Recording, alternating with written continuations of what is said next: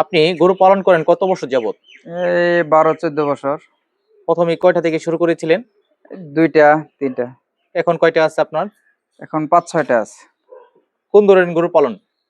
এই ফার্মের করস আবার দেশিও। ষাঁড় গরু বেশি পালি আর কি, দুধের গরু কম। ষাঁড় গরুতে লাভ বেশি না গাভীতে লাভ বেশি? লাভ দুটোটাই হয়, তবে আমি ষাঁড়েই সুবিধা বেশি। প্রতিদিন আপনার কয় ঘন্টা সময় লাগে এখানে?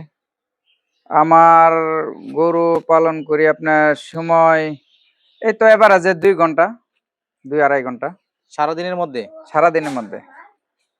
এই যে গরু পালন করতেছেন, এখান থেকে কেমন লাভবান হয়েছেন? এটা আসলে বছরে আমি 2বারের মতন সেল দিই গরু। এতে প্রত্যেকবারে আর কি, যেমন 4টা-5টা করে পারলে খরচ বাদে 1,02,000 করে থাকে। বছর শেষে? বছরে 2বার হলে 2বার সেল দিতে পারলে 3-4 লাখ টাকা থাকে। 3 থেকে 4 লাখ? হ্যাঁ, 4 লাখ। খরচের পরিমাণটা কেমন হয়?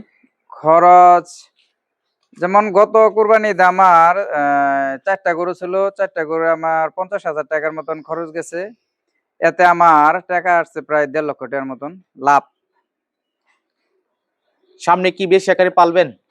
সামনে হ্যাঁ চিন্তা ভাবনা আছে, যেমন এই কুরবানি দেও টার্গেট আছে যে কমপক্ষে 5টা গরু রাখবো। এখন আপাতত 2টা আছে, আরো 3টা কিনে 5টা পুরা করবো।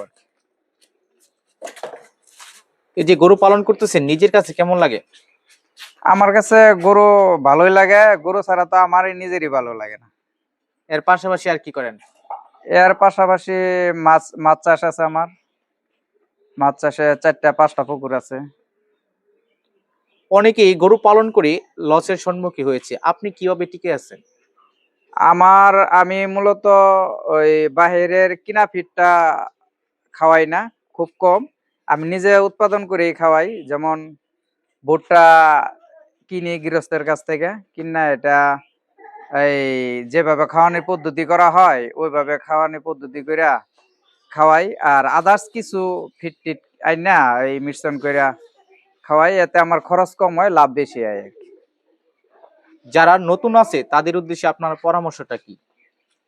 তাদের উদ্দেশ্যে আমি বলতে চাই যে ওই সবসময় কিনা ফিড বা ওই আদার্স যেগুলা এখন বর্তমানে বিভিন্ন পাওয়া যায়, ওইটা কিনলে আর কি খরচটা বেশি হয়। আমি মনে করি যে নিজেরা চিন্তা ভাবনা করে পার্শ্ববর্তী খামার টামার যারা নিজেরা খাদ্য উৎপাদন করে খরচ কম হয়, ওদের সঙ্গে পরামর্শ নেওয়া নতুন খামারি করে আমি বলি যে এই খামার করতে এতে লাভবান বেশি হবে আর কি।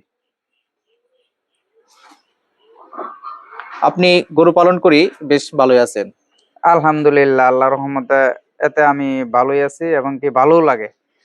গরু রাত্রে আইলেও গরু দেখি, সকালে আসলেও যে জায়গা থেকে গরুটি আগে দেখি।